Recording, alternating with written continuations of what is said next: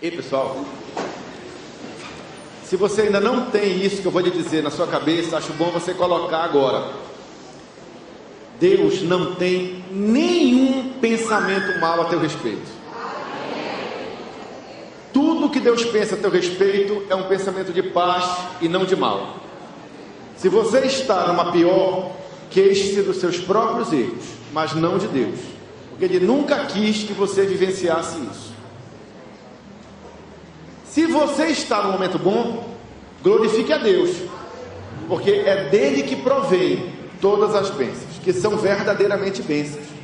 Porque tem coisas que nos agradam, mas na verdade não são bênçãos divinas, certo? E a gente não pode esquecer o que a palavra de Deus diz, que só a bênção de Deus enriquece e não traz desgosto.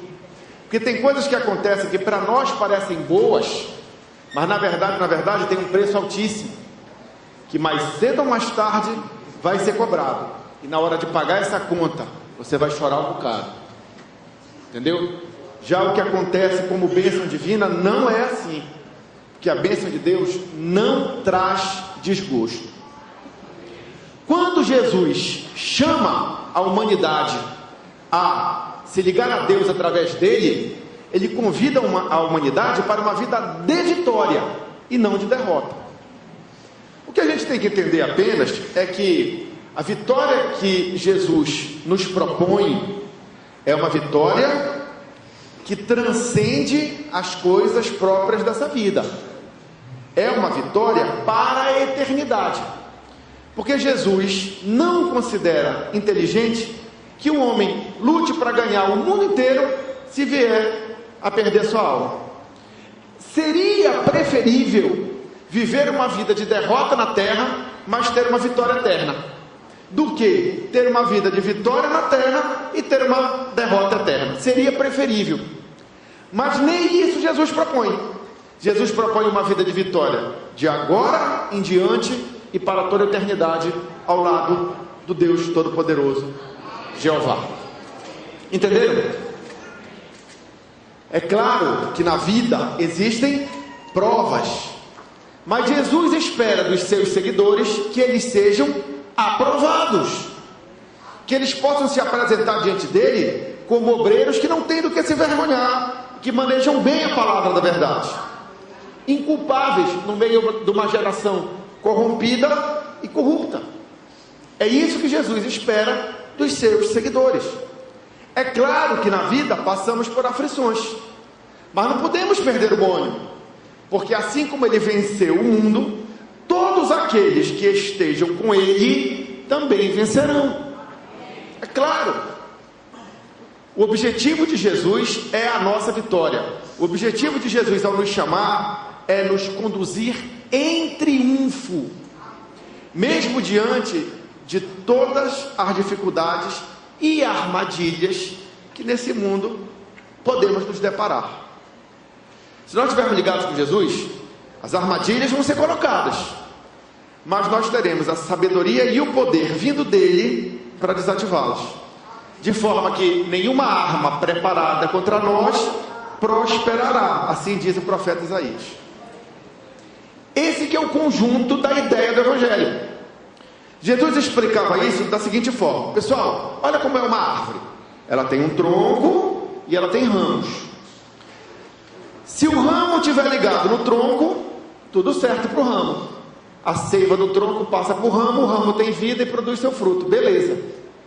O ramo é vitorioso na sua existência, porque o objetivo do ramo é frutificar. Mas experimenta arrancar o galho, separando ele do tronco. O que vai acontecer? O tronco continua vivo, mas o galho seca e morre, ou seja, entre aspas, é derrotado. Jesus vira e diz assim: ó, pessoal, é assim que é o negócio. Eu sou o tronco, vocês são os ramos. Sem mim nada podeis fazer. Mas se vocês estiverem ligados em mim, tudo certo. Eu conduzo vocês em triunfo. Agora, se vocês não estiverem ligados em mim, lascou-se. Vocês vão ser derrotados. Porque não há poder para vencer em nós mesmos. a sabedoria e o poder para a vitória, no ato de trilharmos o caminho da salvação e chegarmos à salvação eterna com Deus, está em ficarmos firmes em Jesus. Se você ainda não firmou um relacionamento com Jesus, você precisa fazê-lo, porque senão o tempo vai passar, o seu dia vai chegar e você não vai ter como suplantar os desafios da tua caminhada e vai perecer por conta dos teus próprios erros. Se você já está com Jesus, você também precisa perseverar em continuar desta forma, porque o vencedor é aquele que guarda este entrosamento com Jesus até o dia final. Tá certo? A fidelidade para com Jesus vai até o último dia da nossa existência ou até que Ele volte. Disso nós não podemos esquecer. O macete, então, para uma vida vitoriosa, segundo Paulo escrevia aos Colossenses, é o seguinte. Diz lá em Colossenses, capítulo de número 2, verso 6. Eu gostaria que você abrisse e pediria também que, se possível, fosse projetado atrás de mim. Epístola de Paulo aos Colossenses, capítulo de número 2, verso 6. Diz assim: como pois recebestes o Senhor Jesus Cristo, assim também andai nele. O que é que esse versículo nos mostra? Que para vencermos, precisamos receber a Jesus como nosso único e suficiente Salvador. Mas não somente isso, deveremos também sustentar esta decisão ao longo da nossa vida. É isso que garante a vitória. Receber a Jesus e sustentar a decisão de perseverar até o fim. Entenderam? É assim que acontece a vitória. Se você já recebeu a Jesus como seu único e suficiente Salvador, numa decisão verdadeira, consciente, firme, você deve recordar que no momento da sua conversão, 2 elementos básicos estavam presentes. E são esses elementos básicos que sustentam o nosso relacionamento com Deus até o dia final. São 2 colunas que sustentam a construção e a manutenção do nosso relacionamento com Deus. Ou seja, são esses 2 elementos que sustentam nós, como galhos, continuarmos ligados no tronco. Que colunas são essas que sustentam o nosso relacionamento com Deus? São 2. Uma é a coluna da fé e a outra é a coluna da humildade. Sem essas 2 colunas, o relacionamento com Deus não é construído, nem é sustentado. Deu para entender? Então são 2 colunas, a fé e a humildade. Isso está presente na nossa conversão e isso está presente também na nossa perseverança até o final. O dia que uma dessas colunas for perdida, lascou-se. O relacionamento com Deus não se sustenta e aí nós somos desligados do tronco. Como é que funciona a coluna da fé? A coluna da fé, ela é necessária para a nossa construção de um relacionamento firme e vivo com Deus, porque pela graça nós somos salvos mediante a fé. Para estabelecermos um relacionamento com Deus, nós precisamos crer que Ele é bom. Se você não acredita que Deus é bom, o relacionamento com Ele não se formará. Porque Deus não estabelece relacionamento com quem acredita que Ele é mau. Entenderam? Deus reserva relacionar-se com aquelas pessoas que creem que Ele é bom. Todo aquele que se chega a Deus tem que crer que Ele é bom e é galardoador daqueles que o buscam, diz a carta aos Hebreus. Quando você toma a decisão de receber a Cristo, a fé também está presente no que é necessário crer que Jesus é um bom pastor que dará vida pelas suas ovelhas. Portanto, quando Jesus fala, você obedece, crendo que no pastoreio dele você será bem conduzido. Entendeu? Então a fé é fundamental por conta disso. A fé é fundamental porque você precisa crer que Jesus é o advogado fiel. e que Ele é o Cordeiro de Deus que tira o pecado do mundo, de forma que já nenhuma condenação há para aqueles que estão em Cristo, para você poder viver feliz, em paz com Deus, em paz consigo mesmo e em paz com os outros. Entendeu? Sem fé, isso não é construído. Precisa de fé para que o relacionamento com Deus seja estabelecido, que a aliança seja firmada. A aliança entre o homem e Deus é uma aliança de fé. Entenderam? Muito bem. Como é que funciona a coluna da fé depois do relacionamento com Deus estar estabelecido? Assim como você precisou de fé para estabelecer um relacionamento com Deus, você precisa de fé para mantê-lo. Por quê? Porque haverão dificuldades, haverão perseguições, haverão problemas. E são muitos que desistem logo por causa disso. Eles ouvem a palavra do Evangelho, até se animam, recebem a Cristo, aceitam aquela bênção maravilhosa, mas quando vêm as perseguições, quando vêm os desafios, o que acontece? Eles se escandalizam e desistem. O Senhor Jesus nos fala isso na parábola do semeador, que Ele diz que alguns são como aqueles que ouvem a palavra, se animam, se alegram, tomam a decisão, mas depois não perseveram, não sustentam a decisão que tomaram e caem mediante as perseguições. Outros ficam sufocados por espinhos, por cuidados dessa vida, por desejos de querer ter, de querer ser, e isso acaba tornando-os infrutíferos, porque o Evangelho precisa de um ambiente de liberdade para se desenvolver na vida do homem, e se o homem se deixa prender por essas coisas terrenas, acaba sufocado. Mas você precisa de fé, sobretudo, para querer que quando essas dificuldades vêm, elas cooperam conjuntamente para o seu bem. Se você não tem esta fé, quando os dias difíceis chegarem, você vai crer que Deus te abandonou, e vai murmurar, e vai desistir, e vai perder a esperança. Então a fé é fundamental para sustentar o nosso relacionamento com Deus, porque ela permite que nós transponhamos as adversidades, crendo que ao passarmos pelas águas não seremos submersos, nem ao passar pelo fogo seremos incinerados. Porque se você não crê nisso, você não entra no rio, você não atravessa o rio, porque você tem medo de se afogar. Se você não crê nisso, você não passa pelo fogo, porque você tem medo de se queimar. É natural do homem ter esse medo.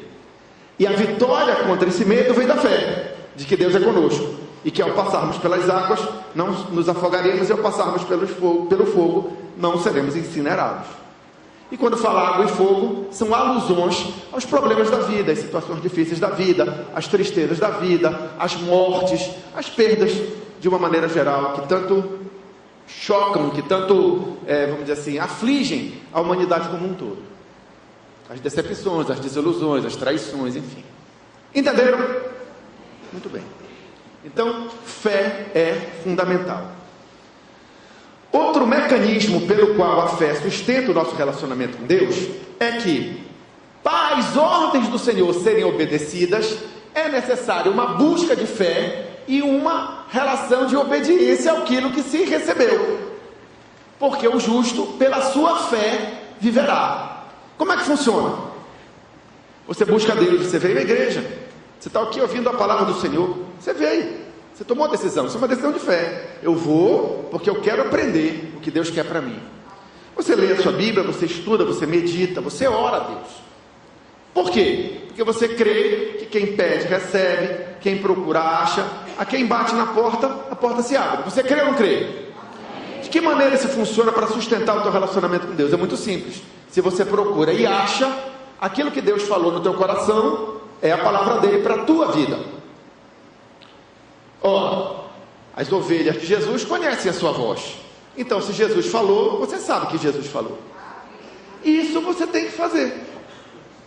Custe o que custar, aconteça o que acontecer. Isso é fé. Quando a Bíblia diz que o justo pela sua fé viverá, o que é que ela está querendo dizer? Ela está querendo dizer que o homem, ao invés de viver baseado naquilo que ele pensa, baseado naquilo que ele sente, ele deve viver, ele deve tomar as suas decisões, ele deve fazer as suas escolhas baseado naquilo que Jesus falou ao coração dele quando ele o buscou. E alguém dirá, Mas como é que eu vou saber que é Jesus que botou isso no meu coração? A palavra de Deus mesmo responde: as minhas ovelhas conhecem a minha voz. Você saberá. Isso é um ato de fé. Entendeu? Não, espera lá. Deus falou comigo, eu busquei a Ele. A palavra dele diz que é buscando o que se acha. Eu creio na palavra de Deus como verdadeira. Eu busquei, eu achei. Aquilo que eu achei foi porque Deus me permitiu achar. Porque se Ele não quisesse que eu tivesse achado, eu não teria achado. Então, se isso é assim como diz a Escritura, eu devo fazer. E faço. É isso que é viver da fé. Entendeu? Às vezes o desafio é grande, hein? Às vezes nós somos convocados pela palavra de Deus a tomarmos atitudes que contrariam a racionalidade e os sentimentos humanos. Entendeu? Mas é fé. Fé é crer naquilo que não se viu e ter convicção a respeito de fatos que ainda se esperam. Mas se a palavra de Deus disse, está dito. Ele é fiel para cumprir. Então, se eu tenho fé, eu obedeço. É assim que o justo vive da fé. Deu para entender? Procurou, achou, creu que é de Deus, faça. Se não creu, não faça. Porque tudo aquilo que não provém de fé é pecado. Tudo aquilo que não provém de fé é pecado. Não faça nada que você não acredita que é a vontade de Deus para a sua vida. Todas as vezes, sabe o que é todas as vezes? Todas as vezes que eu tomei alguma decisão para agradar outros, ou para agradar a mim mesmo, e que eu não tinha a convicção que Deus queria que eu fizesse aquilo, eu me dei mal. Todas as vezes. Então aprenda com o meu erro, não faça. Entendeu? Se você não acredita verdadeiramente que aquilo está casado com a boa, perfeita e agradável vontade de Deus para a sua vida, não faça. Tudo aquilo que não provém de fé é pecado. Agora, se você crê, faça depressa, com diligência, não demore. Entendeu? Não tem por que ficar enrolando. Se é verdade, é verdade. Se é isso que Deus quer, Ele quer. Ele queria ontem, Ele quer hoje, Ele vai querer amanhã, porque Ele é o mesmo ontem, hoje e será eternamente. Então não perca tempo. Não retarde a obediência. Da feita que você já tem a ordem confirmada no coração, não perca tempo. Tá certo? E sustente. Porque muitas bênçãos, como já disse várias vezes aqui, estão cercadas por grandes muralhas. Imagina lá o povo, passou 40 anos no deserto, atravessou, entrou na terra prometida. Primeiro alvo, Jericó, cidade cercada por grandes muralhas. Ah, não deve ser. Não deve ser da vontade de Deus, porque se fosse da vontade de Deus, as muralhas não existiriam. Negativo. Uma coisa não quer dizer que não seja. O fato de haver muralhas, o fato de haverem dificuldades, não quer dizer que não seja de Deus, entendeu? A fé é o que Deus botou no coração. Se Deus disser que é Jericó e que as muralhas vão cair, vai em frente na luta para conquistar aquilo que Deus te propôs. É isso que significa, em outras palavras, viver da fé. E para isso, você realmente precisa estabelecer e sustentar um relacionamento com Deus. Por quê? Porque a fé para isso vem do próprio Senhor Jesus. A fé é um dom. Entendeu? Então nós temos que buscar ter comunhão com Deus, justamente para não fracassarmos nesta coluna, a coluna da fé. Por quê? Porque a incredulidade, preste bem atenção, a incredulidade inviabiliza o relacionamento com Deus, porque Deus não tem prazer naquele que não tem fé. Sem fé é o quê? Impossível agradar a Deus. Tá certo? Então, a revelação de Deus para o homem, ela é mediante a fé. Se você não acredita na bondade de Deus, se você não acredita que buscar a Deus vale a pena, se você não se empenha em fazer aquilo que Deus te falou, quando você o buscou, então o relacionamento com Deus desaba. O relacionamento com Deus se mantém numa coluna de fé, quando você crê na sua bondade, crê na sua sabedoria, busca aquele conhecimento, busca aquela informação, busca aquele poder, busca aquela bênção, e em cima disso obedece e faz direitinho o que Deus revelou ao seu coração, que é o que Ele espera de você. Entenderam? Não é o que o pastor falou, não é o que o Alexandre falou, não é o que o irmão falou, não é o que o papai falou, não é o que a mamãe falou, é o que Deus falou. É muito sério, porque o homem pode errar, mas Deus não, tá certo? Então, se Ele fala contigo, tu deves observar isso com muito cuidado. Esta é a coluna da fé. Entretanto, se é verdade que a incredulidade destrói o nosso relacionamento com Deus, também é igualmente verdade que a altivez, a arrogância, o orgulho e a soberba também o fazem. Porque a humildade, tal qual a fé, também é a coluna de sustentação, tanto no momento da construção da nossa aliança com o Senhor, como durante toda a sua manutenção. E tal qual a fé, a humildade também é algo muito mal compreendido pelas pessoas. Na Bíblia, eu mostrarei para você, no decorrer dessa fala, que Jesus é o nosso exemplo maior de humildade. Tá certo? E Jesus era taxado por muitos como arrogante. Veja só. Até hoje é assim. Quando você apresenta a fala de Jesus dizendo: eu sou o caminho, a verdade e a vida, muitas pessoas encaram isso dentro das suas filosofias, dentro das suas concepções intelectuais mentais, como um ato de arrogância.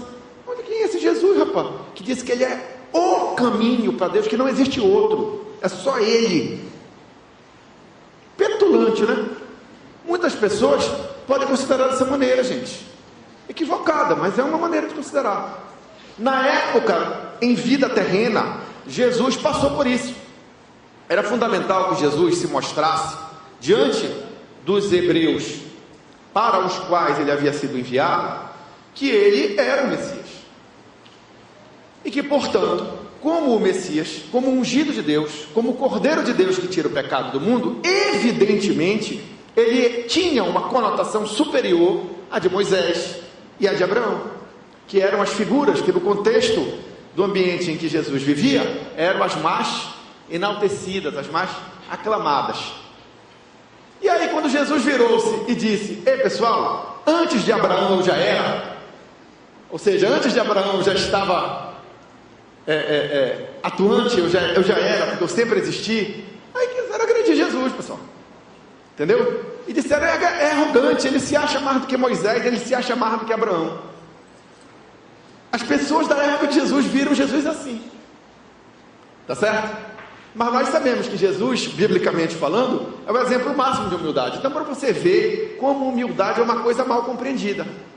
Por exemplo, pessoas cristãs pensam que falsa modéstia é humildade. E Deus odeia a falsa modéstia. A modéstia é uma coisa boa, a falsa modéstia não. Entendeu? Se não tem que esconder para se fazer de bonzinho, nem de menor. Se eu vou contar um exemplo para você, também pessoal, porque de mim eu posso falar. Não vou falar dos outros, mas de mim eu posso. Então foi o seguinte a história. Eu estava fazendo um curso e tinha uma avaliação, uma prova, que era um trabalho. Eu fiz o trabalho e apresentei o trabalho. Muito bem. Na hora da avaliação, concluída a apresentação, já entregue o trabalho, concluída a apresentação, o professor me pergunta: quanto tu achas que eu devo te dar de nota? Qual tu achas que deve ser a tua nota? De 0 a 5. Aí eu falei: 4. Por quê? Porque no meu coração eu fui falso modesto. Eu sabia que tinha sido excelente, eu sabia que tinha concluído todas as coisas que eram necessárias para que eu tirasse o 5, mas eu não quis parecer arrogante, não quis parecer que eu era o tal. Entendeu? Por várias razões pessoais bobas. Entendeu? porque eu era o mais velho da turma, e eu não queria parecer que eu me achava, porque eu já era o mais experimentado, o mais calejado, por várias razões. Eu não quis parecer que eu me achava. Aí o professor virou-se e disse assim: ok, veja bem, eu achei que tu foste excelente, eu achei que tu cumpriste todos os pontos que deverias concluir, eu vou te dar 5, mas como tu te deste 4, a tua nota vai ser 4,5. O teu 4 com o meu 5, 4,5, pronto, dancei. Entendeu? Lição que eu aprendi. Se pessoal, entendeu? Se o fato de eu negar o evidente, pior, sabendo que aquilo é da forma melhor, eu não tenho por que dizer que é pior, entendeu? Eu tenho que saber me reconhecer, o que não quer dizer que eu deva por isso me achar superior, que eu deva por isso me achar o tal, que eu deva por isso me envaidecer, entendeu? Não se trata disso, é a realidade, é o que Jesus fazia. Por exemplo, vamos ver um outro exemplo de Jesus. Jesus entrou numa casa e uma mulher derramou um bálsamo sobre ele. Ele deixou. Entendeu? Por quê que ele deixou? Porque ela quis fazê-lo. Há pessoas que pensam que humildade é não deixarem-se servir. Deu para entender? Elas não querem dar trabalho, elas acham que elas não têm que, de modo nenhum, receberem qualquer tipo de coisa. Mas isso contradiz o Evangelho. Por que contradiz o Evangelho? Porque o Evangelho diz: olha, mais bem-aventurado é dar do que receber. Certo? É dando que se recebe. Se eu me nego a receber, eu estou fazendo uma maldade. Em que sentido? Que eu estou impedindo que as pessoas me deem, e ao me darem, sejam abençoadas com boa medida, recalcada, sacudida e transbordante. Entendeu? Nós somos convocados por Jesus para servirmos. Esse é nosso intuito principal. E nisso está humildade. A humildade de servir. A humildade de ver o outro como mais importante do que você mesmo. Isso é cristão. Isso é aprovado por Deus. Mas se as pessoas nos querem servir, nós devemos aceitar. Porque se nós recusarmos, nós estaremos impedindo que elas sejam abençoadas. Porque não é dando que se recebe. Se elas não derem, como é que elas vão receber? Entenderam a lógica do troço? E Jesus foi criticado. Ela derramou esse bálsamo caro sobre ele, antes ela vendesse e desse para os pobres, isso era mais proveitoso. O que é que Jesus diz? Negativo. Os pobres vocês sempre terão. Ela quis me honrar e eu aceitei. Por quê? Porque eu estou abrindo a porta da bênção sobre a vida dela ao aceitar. Entendeu? Então a gente pensa que ser humilde é recusar honra. Não é isso que a Bíblia ensina. A Bíblia ensina que a quem honra, honra. Você tem tanto saber servir quanto saber ser servido. Você tem tanto que saber honrar quanto também saber ser honrado. A questão é saber ser honrado. Tá certo? Porque há pessoas que veem mérito em si mesmo. Elas anseiam pela honra. É isso que é arrogância. É isso que é soberba, é isso que é vaidade. É isso que Deus não gosta. Entendeu? E tem pessoas que até se arriscam a passar vergonha para parecerem honradas. Jesus observava umas coisas que ele achava muito engraçado. Por exemplo, ele observava que tinham pessoas tão vaidosas, tão arrogantes, tão soberbas, tão carentes de honrarias humanas, que elas tinham prazer de dar grandes ofertas, para serem vistas, e de fazer orações, para serem apreciadas como santas. E quando chegava na hora das recepções, das festas, elas gostavam de sentar nos lugares de honra. E Jesus diz assim: olha pessoal, vocês não devem gostar dessas coisas, tá? O ser honrado ou não ser honrado, você entrega para Deus, isso é uma consequência. Se lhe honrarem, você aceita de bom grado. Mas se não lhe honrarem, está tudo bem do mesmo jeito, você não precisa da aprovação humana. mais importante é agradar a Deus do que a homens, não viva preso a essa escravidão. Aí o que acontece? Aí o que é que acontecia? A pessoa sentava, entrava arrogante, sentava do lado do dono da festa e corria um risco tremendo. Qual era o risco que Jesus apontava? De chegar alguém mais digno de honra e ela ser removida dali e ir sentar lá longe, tá? Jesus diz assim: pessoal, vocês estão bobos. Muito melhor é o contrário. Muito melhor é você chegar e sentar no último lugar. Porque se alguém achar que tu és digno de honra e se aprover a Deus que ali tu recebas uma honraria, vão te chamar e tu vai chegar, vai ser promovido. É muito melhor estar numa situação de ser promovido do que estar em risco de ser rebaixado. Você entendeu? Mas o mal de tudo não está nem no ato, está no coração, está no desejo de querer ser honrado, de querer ser apreciado, de que todos vejam que tu estás assentado nos primeiros lugares. Pessoal, nesse sentido de arrogância, o relacionamento com Deus não se forma nem se sustenta. Por que razão? Porque no momento da nossa conversão e também para a manutenção do nosso relacionamento com Deus, a coluna da humildade tem que estar de pé. Humildade em que sentido? Nós precisamos de humildade quando nos convertemos a Deus, porque ao nos convertermos a Jesus, nós temos que renunciar ao governo sobre nós mesmos. Nós temos que desistir dos nossos próprios sonhos e interesses, para que possamos, através de uma obra espiritual, termos a nossa mente transformada e cedermos à boa, perfeita e agradável vontade de Deus. O apóstolo Paulo dizia o seguinte: olha pessoal, vocês precisam morrer para vocês mesmos. Os teus desejos egoístas, as tuas vontades, elas têm que ser anuladas, para que a vontade de Deus prevaleça. Esse ato de abrir mão de si é a humildade requerida no momento de nossa conversão. É o momento onde você escolhe seguir o caminho de Jesus ao invés de seguir o seu. É quando você abre mão do seu poder de decidir. Ser cristão é abrir mão de direitos.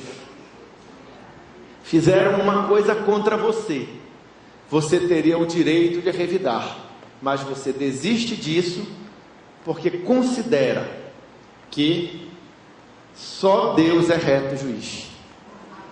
Entendeu? Você tem a oportunidade de se dar bem num negócio desonesto, mas você desiste disso em prol do que? O Senhor que te guia, e Ele considera que esse caminho de desonestidade não é um caminho bom, e por aí você vai. Então, humildade, ela é vista na dependência de Deus e na obediência. Entendeu? Se você não aprende a depender de Deus, se você não aprende a prezar o caminho que Ele te encaminhou, se você resiste a isso, o relacionamento com Deus não vai ser construído, muito menos sustentado. Tá? Porque para que a coluna da humildade esteja de pé, você tem que diminuir para Jesus crescer. Entendeu? É nesse sentido que Jesus é um exemplo máximo de humildade que já existiu. Porque Jesus aniquilou-se a si mesmo até a morte, e morte de cruz. Quando se vê isso explicitamente exposto nas Escrituras Sagradas? No Getsêmani, quando Jesus vira e diz: Pai, se possível, passa de mim este cálice. Essa é a minha vontade, mas não seja feita a minha vontade, mas sim a tua. Então, nesse ato de aniquilação do seu próprio eu, é que estava a humildade que nos serve de exemplo. Então, se alguém quer ir após Jesus, tem que viver como ele viveu. E como é que ele vivia? Aniquilando a sua própria vontade em prol de favorecer, de vivenciar a vontade de Deus para a vida dele. É a mesma coisa que os apóstolos ensinam que a igreja deve fazer. Dessa forma, assim como recebemos a Cristo, com toda a humildade e fé, devemos andar nele, arraigados, edificados sobre edificados com solidez, crescendo em ação de graças, que é a continuação do texto lá de Colossenses que nós lemos. Entenderam? Então não existe como ser vitorioso, não existe como sustentar construir e sustentar um relacionamento com Deus, se essas duas colunas não tiverem firmes. Entenda que nós não temos mérito nenhum, que os nossos maiores atos de justiça diante de Deus são trapos imundos. A postura que Jesus diz que seus discípulos devem ter é a seguinte, vejamos lá em Lucas, capítulo 17, verso 10. Como é que está lá escrito? Evangelho de Lucas, capítulo 17, verso 10. Assim também vós, isso é Jesus falando, isso é Jesus ensinando. Assim também vós, quando fizerdes tudo o que vos for mandado, dizei, somos servos inúteis, porque fizemos somente o que deveríamos fazer. Pessoal, tem cristão que acha que tem mérito diante de Deus. Isso não existe. Ah, Deus, eu te obedeci, então eu mereço tal bênção. Não, isso não existe. O relacionamento com Deus não se sustenta nessa base, tá certo? A base que sustenta o Evangelho, o nosso relacionamento com Deus, é essa, tá? Quando tivermos feito tudo, somos só servos inúteis. Fizemos apenas aquilo que nos foi chamado. Aplicação prática disso. O mesmo Evangelho de Lucas, capítulo 18, de 9 a 14. O que é que diz lá? Olha essa parábolazinha que Jesus contou, olha essa observação. Evangelho de Lucas 18, próxima página, de 9 a 14. E disse também esta parábola. Parábola, você sabe, é um ensino baseado numa história cuja a natureza pode até não ser verídica, mas o conceito espiritual nela embutido é. Entendeu? Isso aqui pode ser até uma história com E. Você sabe que existe história com H e história com E. Isso aqui pode até ser uma história com E, mas tem um significado verdadeiro, concreto. Ele disse também essa parábola a uns que confiavam em si mesmos. Quem confia em si mesmo e não em Deus, se acha sábio aos seus próprios olhos. Esse é o que Deus considera arrogante. Quem confia em si mesmo mais do que em Deus, ou confia em si mesmo e não confia em Deus, não tem como estabelecer nem sustentar um relacionamento com Deus que lhe dê condição de receber de Deus a sabedoria e o poder para vencer. Quem confia em si será derrotado. Por quê? Porque Deus detesta os soberbos, mas dá graça aos humildes. Deus resiste aos soberbos, mas dá graça aos humildes. Então, nesse contexto, Jesus explica o seguinte: crendo que eram justos e desprezavam os outros, dois homens subiram ao templo a orar, um fariseu e outro publicano. O fariseu, estando em pé, orava consigo desta maneira: ó Deus, graças te dou, porque não sou como os demais homens. O que é isso? É arrogância, é orgulho, é altivez. O que é que ele achava? Que ele se apresentava assim, diante de Deus, por mérito. É isso que não pode haver no nosso coração, tá? Nós não merecemos nada. Nós somos salvos pela graça, não é por obras, justamente para que ninguém se glorie. É nisso que a humildade está presente. Graças te dou, porque não sou como os demais homens, roubadores, injustos e adultos, nem ainda como este publicano, porque tinha um outro lá do lado dele, né? Orando, nem como este aqui, graças te dou. Obrigado, Senhor, obrigado, obrigado. Glória a Deus, obrigado. Obrigado porque eu não sou. O que é que ele deveria ter dito? Senhor, eu nada sou. Eu nada sou. Sou só servo inútil. Se eu te obedeci e fiz tudo o que deveria fazer, o fiz porque tu me deste as condições para isso. Porque em mim mesmo não havia nenhuma. Eu sou servo inútil. Tá? Nessa condição de humildade, de dependência de Deus e de obediência, o relacionamento com Deus se sustenta. Fora disso, negativo. Jejum 2 vezes por semana. Olha aí, a busca do mérito. tá? Ele acreditava que ele tinha mérito diante de Deus. Por quê? Porque ele jejuava 2 vezes na semana e dava o dízimo de tudo quanto possuía. Se você jejua 10 vezes por semana e se dá 20% de tudo aquilo que você possui, você apenas serve inútil. Porque se você faz isso, é porque Deus te deu a condição de fazer. Entendeu? Então não arrote baço diante dos homens, muito menos diante de Deus. Que você entenda que os nossos maiores atos de justiça diante de Deus e da sua majestade são trapos imundos. Então a coluna da humildade é fundamental para sustentar o nosso relacionamento com Deus, por causa dessas razões.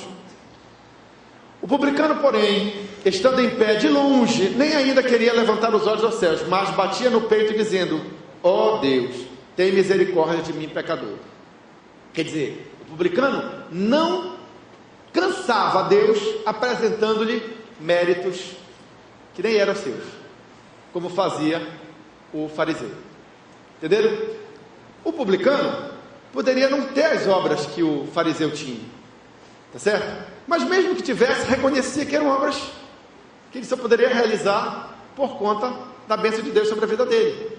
Então, nem ousava levantar os olhos aos céus, que é um exemplo de humildade, de abatimento. Digo-vos que este desceu justificado para a sua casa, e não aquele, porque qualquer que a si mesmo se exaltar, será humilhado, e qualquer que a si mesmo se humilhar, será exaltado. Você entendeu? Por quê? Porque a arrogância destrói a base que sustenta o nosso relacionamento com Deus, porque Deus resiste aos soberbos. Então não arrote baixo, não procure aplauso dos homens, procure ser uma pessoa consciente da sua pequenez diante do Deus Altíssimo. Procure cultivar no seu coração gratidão, tá certo? Gratidão, que assim o relacionamento com Deus se sustentará. Agora, se você achar que tem mérito diante de Deus, Deus vai te abater, Ele vai mostrar a inutilidade total dos teus méritos. Ele vai mostrar que tudo que tu achas que tens, tudo que tu achas que és, na verdade não representa nada. Entendeu? Mas Alexandre, Deus me fez uma pessoa habilidosa em tal coisa. Eu não devo então assumir isso como uma verdade? Deve, não foi isso que eu falei da falsa modéstia? Pior é não assumir, porque aí você está sendo mentiroso. O que você não pode esquecer é de atribuir a Deus esse sucesso. Entendeu? Porque de fato é dele que vem todas as bênçãos. Ele é a fonte de todas as bênçãos. Se você é alguma coisa de bom, foi aquilo que Deus construiu na tua vida. Porque se Deus não tivesse metido o dedo na tua vida, tu não serias nada disso. Entendeu? É esse reconhecimento da bondade de Deus que não pode faltar no coração do ser humano. E infelizmente falta na vida de muitos, porque tem muita gente se achando. Muita gente se achando mais esperto que Deus, muita gente se achando mais sábio que Deus, muita gente chamando a verdade de Deus de mentira e a mentira de verdade. Isso é terrível, né? Coisas que a Bíblia atribui como coisas assim altamente destrutivas para a humanidade, muitos têm abraçado, achando que vão ficar impunes. Pessoal, não vão, né? Não sou eu que estou jogando praga, é o que a própria palavra de Deus diz. Porque os caminhos do ímpio são caminhos de morte. Uma hora a casa vai cair. Entendeu? E o que nós devemos fazer como cristãos?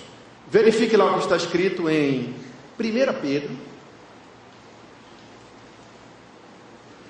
capítulo 5, verso 6. É isso que Jesus espera que façamos até que Ele volte, ou até que os nossos dias na terra se encerrem. Humilhai-vos, pois, debaixo da potente mão de Deus, para que a seu tempo de Deus, tá, pessoal? A seu tempo vos exalte. Tá? Se nós vivermos na nossa vida aqui, nos diminuindo e nos anulando no nosso próprio entendimento das coisas, no nosso próprio sentimento das coisas, para que a vontade de Deus se sobressaia, tá? A mão de Deus está sobre nós. E no dia final, nós seremos exaltados e colocados juntamente com Jesus à direita do Pai. Seremos considerados benditos. Benditos. Venham para o reino que você está preparado. Tá certo? Agora, se durante a minha existência terrena eu desprezo a Deus, eu me acho mais esperto que Ele, eu não me submeto a Ele, eu não obedeço, eu procuro ser independente dEle, eu procuro não me deixar levar pela sua vontade, mas pela minha, o que é que vai acontecer? Eu serei abatido. É a vontade de Deus que isso aconteça? Não. É por isso que você está ouvindo essa palavra. Mas é o que acontecerá com todos aqueles soberbos e arrogantes. Serão derrotados eternamente, juntamente com todos os incrédulos. Porque a incredulidade, a soberba, a arrogância, a altivez, o orgulho não combinam com a cidadania celeste. Entenderam? É fácil, né? Como é que Jesus propõe então que nós sejamos? Evangelho de Mateus, para encerrarmos. Capítulo 18, verso 4. Olha só então o que eu e você temos que fazer hoje para fortalecermos a coluna da humildade, ou construirmos, no caso daqueles que ainda não a tenham construído. Vamos entender. Tinham umas crianças e tinham homens adultos. E Jesus diz assim: ó, as crianças, deixa elas virem a mim e tal, papapá, papapá. E ele usa a criança para dar um exemplo. E Jesus vira e diz assim: olha pessoal, vocês adultos aí, vocês homens que se acham. Quando eu estou falando homens, não estou falando de gênero. Vamos parar com essa babaquice de homens e mulheres, né? Bom dia a todos e a todas. Isso é uma tremenda bobagem, né? Todos e todas, todas. Porque todos na língua portuguesa significa todos, né? Então, portanto, aquele que se tornar como esta criança, este é o maior no reino de Deus. A criança é o exemplo.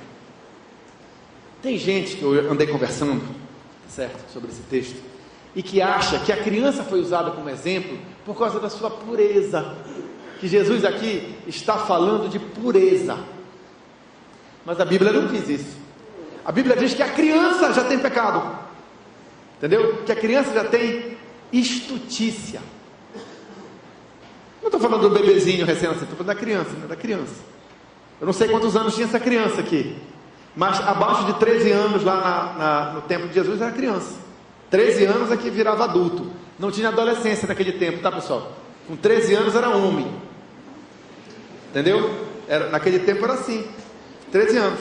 Até hoje os judeus fazem o bar mitzvah, que é a passagem, né? A passagem. Bem, então Jesus pegou uma criança e deu um exemplo de que aquela criança tinha que ser modelo referencial para aqueles adultos que o estavam escutando. E eu creio que não se trata de um exemplo de pureza. O exemplo da criança ali foi colocado como exemplo de outra coisa. Alguém pode entender o que é? Ora, se os adultos eram impuros e as crianças também eram impuras, então a criança não poderia ser exemplo de pureza. Qual era a diferença que havia entre aquela criança e os adultos?